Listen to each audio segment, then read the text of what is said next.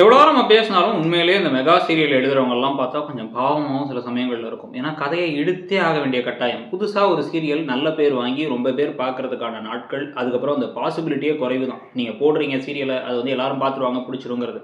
So ஒரு சீரியல மக்களுக்கு பிடிச்சிருச்சுன்னா, அத முடிஞ்ச வரைக்கும் அந்த சீரியல முடிய விடாம பார்த்துக்கணும். எவ்வளோ இழுக்க முடியுமோ அவ்வளோ இழுத்தாகணும். கம்ப்ளீட்டா டிஆர்பி காலியாகிற வரைக்கும், இல்ல சரக்கே காலியாகிற வரைக்கும் அந்த கதையில இதுக்கு மேல கொண்டு போக வாய்ப்பே இல்லைன்னா, பாக்கியலட்சுமி எல்லாம் முடிச்சு விட்டாங்க. அந்த மாரி தான் வந்து பார்த்தீங்கன்னா, இங்கேயும் வந்து இப்ப ஐயனார் துணை சீரியல்ல இப்போ கொஞ்சம் கொஞ்சமா ஃபில்லர்ஸ் நெறைய வர ஆரம்பிக்குது. நெறைய விஷயங்கள் இருந்தாலும் கூட எவ்வளோ பொறுமையா அத கொண்டு போக முடியுமோ கொண்டு போலாம் அப்படின்னு முடிவு பண்ணிடுறாங்க.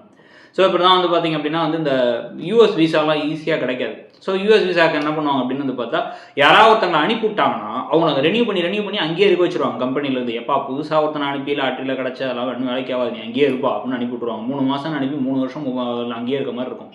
அந்த மாரி இப்போ வந்து ஐயனார் துணை சீரியல்ல இப்போ கொஞ்சம் கொஞ்சமா சின்ன சின்ன விஷயத்த காமிப்போங்கிறாங்க. ஆனா அதில பாராட்டுறதுக்கான விஷயம் என்ன அப்படின்னா, அவங்களோட வேலைய வச்சு விஷயங்கள காமிக்கிறது. இதுதான் நம்ம இந்த மகாநதி சீரியல்லாம் சொன்னோம்.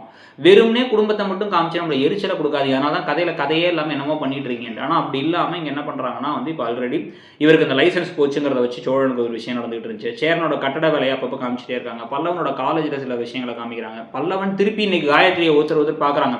காயத்ரி பல்லவன் ஜோடி வந்துரும் போல. அங்கிட்டு சுத்தி இங்கிட்டு வந்துரும் போல. இது ஒரு பக்கம் இருக்கு. இதுக்கிடையில வந்து பார்த்தீங்க அப்படின்னா, இப்போ வந்து நிலாவோட அந்த ராகவ் விஷயம் வேற தனியா போயிட்டு இருக்கு. அங்க அந்த டிசைன் அது இதுன்னு சொல்லிட்டு. இப்ப இந்த பக்கம் வந்து பார்த்தீங்க அப்படின்னா, இப்ப பாண்டியனுக்கு அந்த ரூ. 3,00,000 குடுத்தா அந்த கடைய அவங்க எடுத்துக்கலாம் அப்படிங்கிற எண்ணத்துல இருக்கும்போது, அவர் வந்து இப்போ ரொம்ப கன்ஃப்யூஸ் ஆகி அத வீட்ல சொல்ல, வீட்ல எல்லாரும் ஏன்டா தயங்கி தயங்கி சொல்றேன்னு கேட்கறது, சோழன் வந்து கிண்டல் பண்ணிட்டே இருக்கிறது, பிரேக்கப் ஆயிடுச்சான்னு கேட்கறது, சோழனை வந்து இப்ப நிலா அடிக்கிறதுங்கிற விஷயம்லாம் தாண்டி கடைசியா வந்து இவருக்கு ஹெல்ப் பண்ணிடலாம். குடும்பமா நம்ம ஹெல்ப் பண்ணி அவரை எப்படியாச்சும் வந்து அவருக்கு அந்த இது கடையை வாங்கி கொடுத்து ஓனர் ஆகணும்னு முடிவு பண்றாங்க. பல்லவனுடைய மோதிரத்தெல்லாம் கொடுக்குறாரு. அதெல்லாம் வேணாம்டா நீ ஒழுங்கா படி நாங்கள் பார்த்துக்குறோம்னு சொல்ல, நான் கொஞ்சம் ஏற்பாடு பண்ணுறேன் ஒரு 50,000 சொல்லிட்டு இப்போ சோழன் சொல்கிறாரு. சேரன் தனியாக சொல்கிறாங்க. நிலாவும் என்னால் முடிஞ்ச நானும் பண்ணுறேங்கிறாங்க. எப்படியோ அவரை கடை ஆரம்பிக்க வைக்க போகிறாங்க. ஸோ அதில் என்ன நடக்க போகுது, அதுக்கிடையில் வானதி வந்து பார்த்தீங்கன்னா அதெல்லாம் தேவையில்ல, வேலைக்கு போ, கடையெல்லாம் வேணாம் அப்படிங்கிறாங்க. இவங்களுக்கு அவரை பிடிச்சிருக்கு, ஆனால் அவர் செய்கிற வேலையை பிடிக்கல. அவர் குடும்பத்து மேலே லைட்டாக வந்து கொஞ்சம் கேள்விகள், குழப்பங்கள் இருக்குது. இந்த மாதிரி பல விஷயங்கள் இருக்குது. அதனால் இப்போ இந்த கேரக்டர் உள்ளார வந்ததுக்கப்புறம் நிறைய திருப்பங்கள் வரப்போகுது மட்டும் தெரியுது. ஸோ அதை பற்றி நீங்கள் என்ன நினைக்கிறீங்கிறத சொல்லுங்கள். தேங்க்யூ.